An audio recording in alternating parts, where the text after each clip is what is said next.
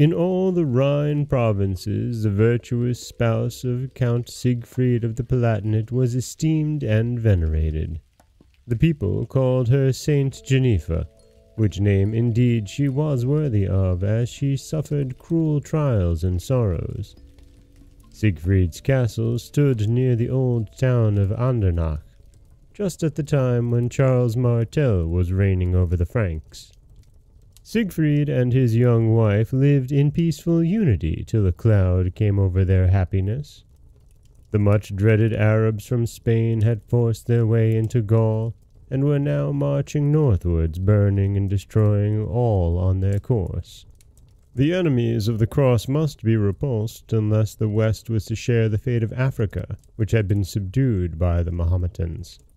The war cry reached the Palatinate, and Siegfried had to go forth to the fight.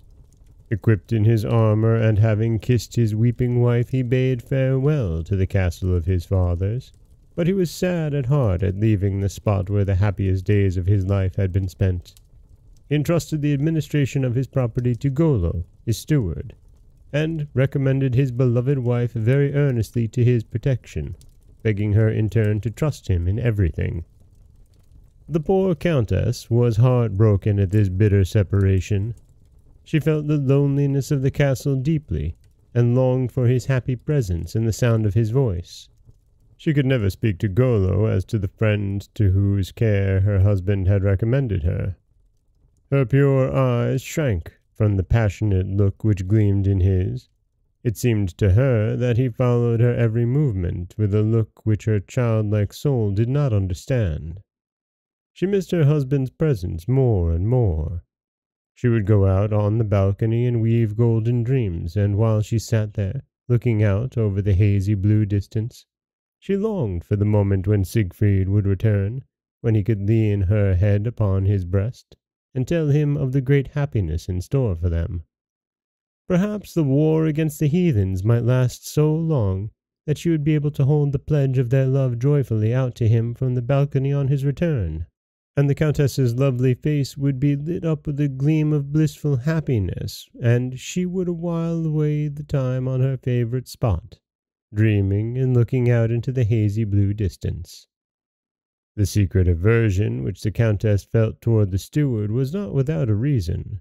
Her angel-like beauty had awakened lustful passion in Golo's breast, which he did not strive to hide.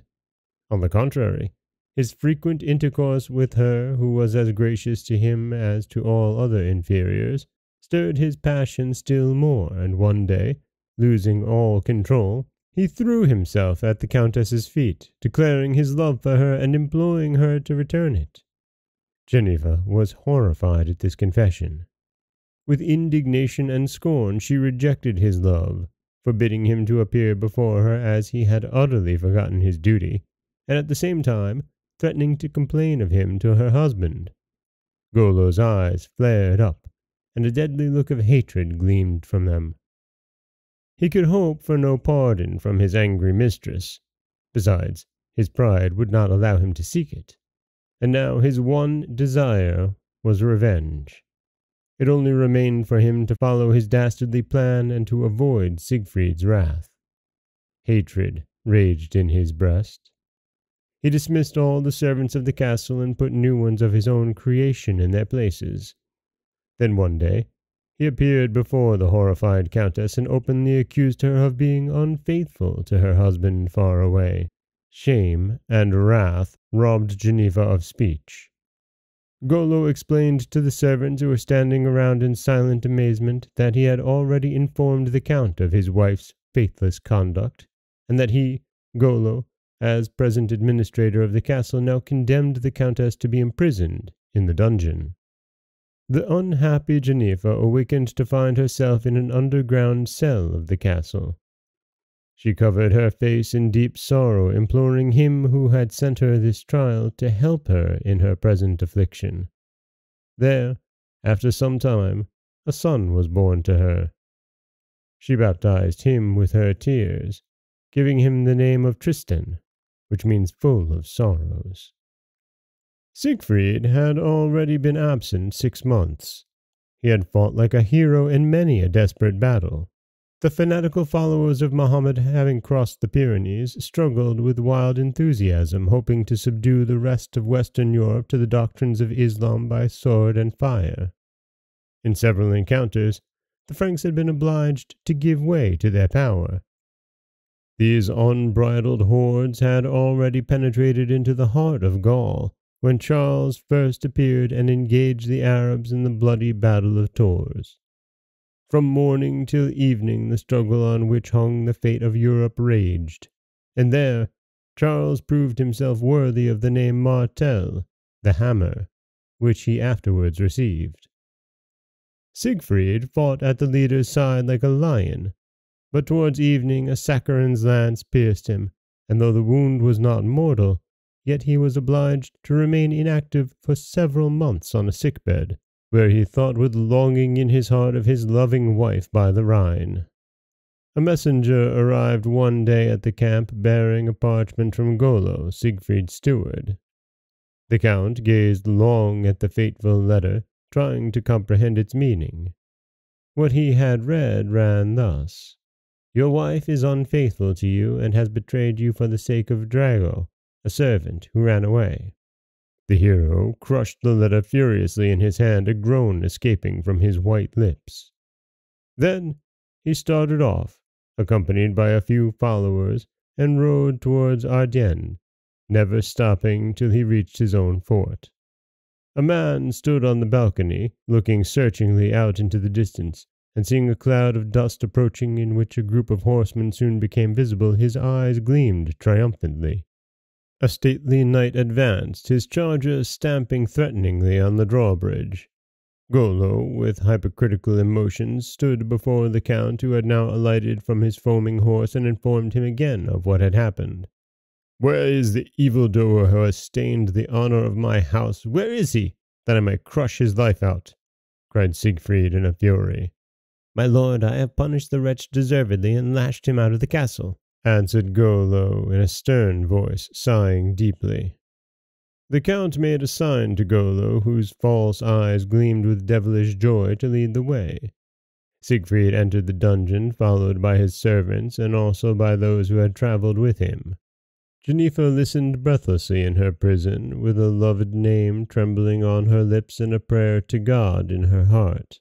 Now the terrible trial would come to an end. Now she would leave this dungeon of disgrace triumphantly and exchange the crown of thorns for the victor's wreath. The bolt was unfastened. Firm steps and men's voices were heard. The iron doors were dashed open. She snatched her slumbering child, the pledge of their love, and held it towards her dear husband. His name was on her lips, but before she could utter it, a cry of agony escaped her. He had cast her from him, and, his accusations falling like blows from a hammer on her head, the poor innocent countess fell senseless to the ground. The next day, 2 servants led mother and child out into the forest, where, with their own hands, they were to kill her who had been so unfaithful to her husband, and the child also. They were to bring back 2 tongues to the Count as a proof that they had obeyed his orders. The servants drove them into the wildest depths of the forest, where only the screams of birds of prey broke the silence. They drew their knives. But the poor countess fell on her knees, and holding up her little child, implored them to spare their lives, if not for her sake, at least for the sake of the helpless child. Pity entered the 2 men's hearts, and withheld their hands. Dragging the mother and child still deeper into the forest, they turned away hastily, leaving their victims to themselves. They brought 2 harts' tongues to the Count, informing him that they had fulfilled his orders. Genovefa's tired feet wandered through the unknown forest, her child crying with hunger. She prayed fervently to heaven in her despair, and tears were sent to relieve the dull pain in her heart, after which she felt more composed, and her child was soon sweetly slumbering. To her great astonishment, she perceived a cavern near her, where she could take shelter, and, as if God wished to show that he had heard her prayer, a white doe came towards the cavern, rubbing herself caressingly against the abandoned woman. Willingly, the gentle animal allowed the little child to suckle it. The next day, the doe came back again, and Genovefa thanked God from the depths of her heart. She found roots, berries, and plants to support herself, and every day the tame doe came back to her, and at last remained always with her. Days, weeks, and months passed. Her unfaltering faith had rendered her agony less. In time, she learned to forgive her husband who had condemned her unjustly, and she even pardoned him who had taken such bitter revenge on her. Her lovely cheeks had become thinner, but the forest winds had breathed a soft red into them, and the child, who had no cares nor gnawing pain in its heart, grew into a beautiful little boy. At the castle on the Rhine, sorrow was a constant guest, since this terrible event had happened. Siegfried's burning anger had sunk into sorrow, and often when he was wandering restlessly through the rooms so rich in sweet memories where now a deserted stillness reigned, the agony awoke again in his heart. He now repented of his hastiness, and a voice whispered in his ear that he had been too severe in his cruel punishment, that he had condemned too quickly, and that he should have considered what he could have done to mitigate her punishment. When these haunting voices pursued him, he would hurry away from the castle and its loneliness, not being able to bear the torments of his thoughts. Then, to forget his trouble, he would follow the chase with the yelping hounds, but he only seldom succeeded in dulling his misery.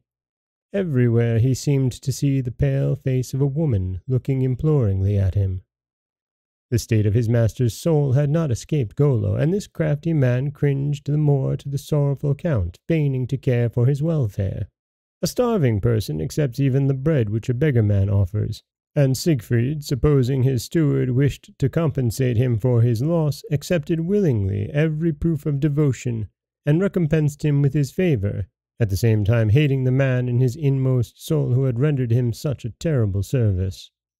One day, the count rode out to the chase, accompanied by only a few retainers, one of whom was Golo. Siegfried pressed deeper than was his custom into the forest. A milk-white doe sprang up before him, and, sportsmanlike, he chased this singular animal through the bushes, hoping to shoot it. His spear had just grazed it when it disappeared suddenly into a cavern. A woman, whose ragged garments scarcely covered her nakedness, leading a little boy by the hand, suddenly came out of the opening in the rock, and the doe, seeking protection, rubbed herself against her. She looked at the hunter, but her limbs trembled so that she could scarcely stand. Only her large, sad eyes gazed wistfully at him. A stifled cry, half triumphant, half a groan, escaped from her lips, and she threw herself at the count's feet. From the voice which for long months had only moved in earnest prayer or in low, sweet words to the child, now flowed solemn protestations of her innocence. Her words burned like fire into the soul of the count, and drawing her to his breast he kissed her tears, and then sank at her feet, imploring her pardon. He pressed his little boy to his heart, overcome with gratitude and happiness, and wept with joy, calling him by 1,000 affectionate names. Then, at the sound of his bugle horn, his retinue hastened towards him, Golo among them. "Do you know these two?" thundered out the count to the latter, tearing him from the throng and conducting him to Genovefa. The wretch, as if struck by a club, broke down, and, clasping his master's knees, he confessed his wickedness and begged for mercy.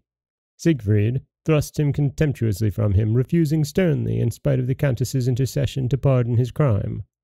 Golo was bound and led away, and a disgraceful death was his reward. Now became a great time of happiness for Siegfried and his saint-like wife, and they lived in undisturbed peace with their little son. In gratitude to heaven, Siegfried caused a church to be built on the spot where the white doe had appeared to him first. The countess often made a pilgrimage to this house of God, to thank him who had caused her tears to be turned to joy. Then a day came when her corpse was carried into the forest, and was buried in the church. Even now, in Lach, the wanderer is shown the church and the tombstone, also the cavern where she suffered so much. Thus the name of Saint Genovefa will last to all time. And that is the story of Genovefa. Tale of, well, loss and love and repentance, eventually, from Siegfried for his harsh and cruel actions toward his saint-like wife and child. This is Dan Scholes for the Folktale Project. Don't forget that you can subscribe to the podcast on Apple Podcasts, Spotify, anywhere that you like to get your podcasts. You can follow us on Instagram and Threads at Folktale Project. If you'd like to help support the project, you can head over to patreon.com/folktaleproject. Or you could always just share the stories with someone you love. I do appreciate that. As always, thank you so much for listening.